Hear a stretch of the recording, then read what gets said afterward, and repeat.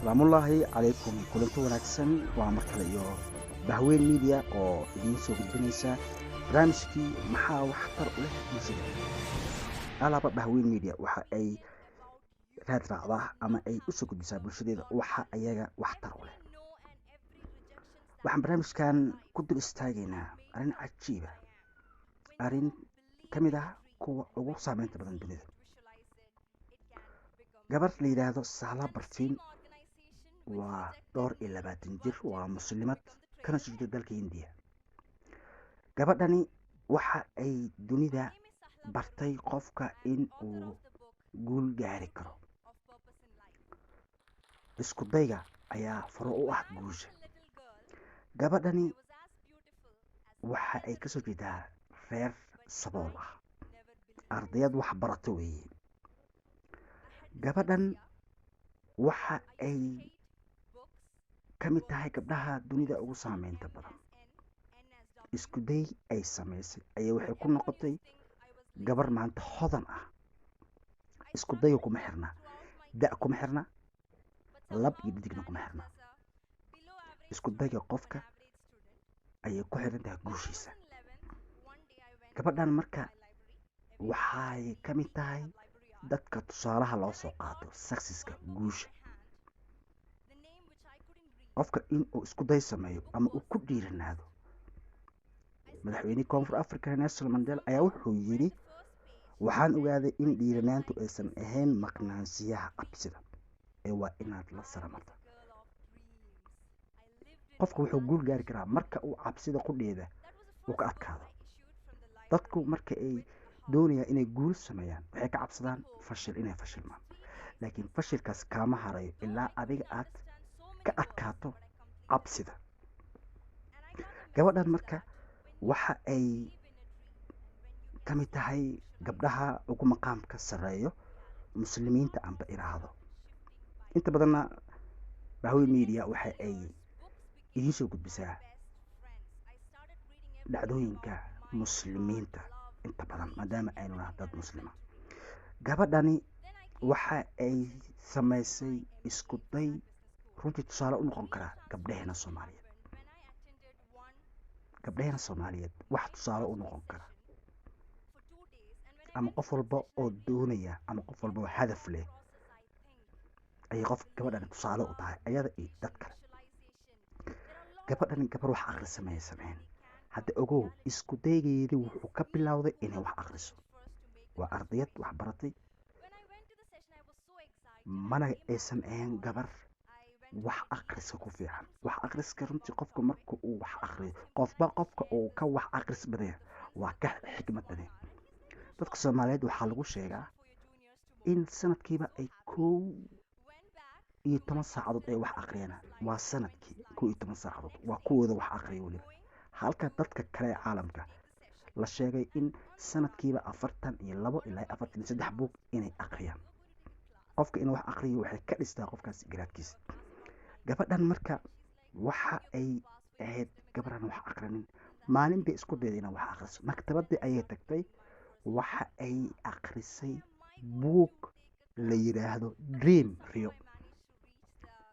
qofka inuu guul gaarana waxa ka horeysa inuu qofkan leeyahay riyo, inuu leeyahay. qof aan hadaf lahayn guul shuqul kuma laha. gabadhan marka buuggii akhrisay waa isku dayday buuggii beejidkiisa hore ay wax ka fahamtay qofka inuu wax abuuri karo ama guul gaari karo.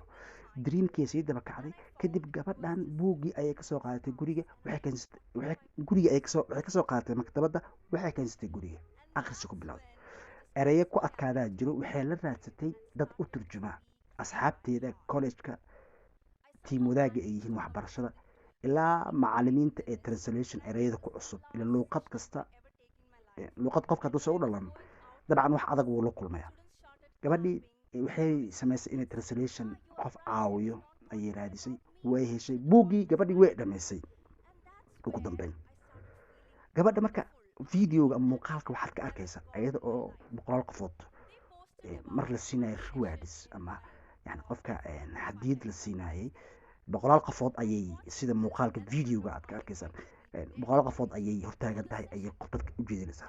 gabadha waxay leedahay someone's opinion about you does not have to become your reality.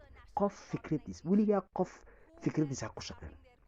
qofka waa inuu asaga leeyahay shaksiyad gudaha ku nool, waa inuu qofku asaga yani wax abuuri kara. marka waxay leedahay every now and every rejection that come to my life had made me who I am. yacni aqoon kasta iyo wax kastoo iga hor imaaday ayaa iga dhigay leedahay shaksiyadda maanta anigaan ah. waa gabadhan aan ka sheekeyno Sahla Barfin. gabadhii buuggii markay dhamaysay waxay fikirtay in ayada buug samayso.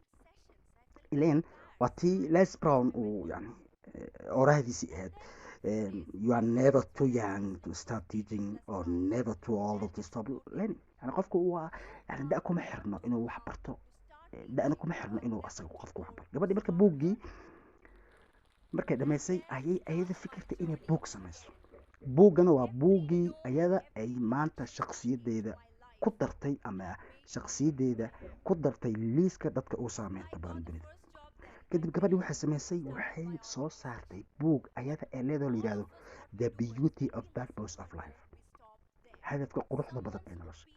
buuggii ayaa wuxuu noqday ayada soo saartay buuggaas qortay. buuggii wuxuu noqday buuggii ugu saameynta badan, waa la iibsaday, maktabooyinka la geeyey.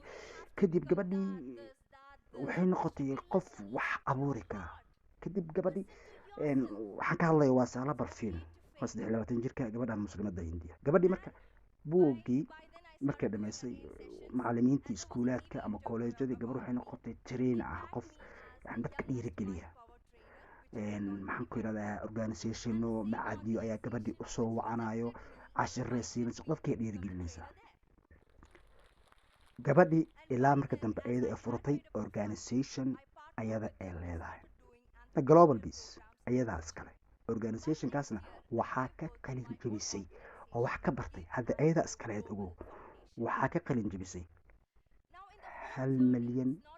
1.5 milyan qofood ayaa ka qalin jebisay. riwaadka ama abaalmarinta la siiyey gabadhaasi tii ugu dambeysay ayaa waxaa lagu qiyaasaa $187,000. gabadhii waxay ka mid noqotay dadka successka dunida ka gaaray. maantana waa gabar milyaneer ah oo dhaqaaleysato hodan ah. meesha ka bilowdayna waa isku daygaas.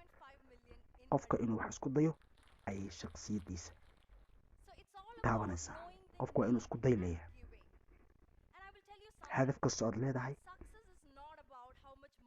waxaa dhiirigelin karaa ama hore u wadi karaa isku daygaaga hadbo adkeysiga uu leeyahay. ugu dambeyn waxaa halkaad kala socotaan ama aan barnaamijkan idin kala soo gudbinayno waa Bahweyn Media. waxaan kaa codsanaynaa anagoo xushmadii cizi iyo sharaf ku hayno in aad nagu dhiirigeliso inaad sii sheergarayso barnaamijkan. anagana waxaan damaanad qaadaynaa inaan idiin soo gudbino xaqiiqda, xog iyo xaqiiq.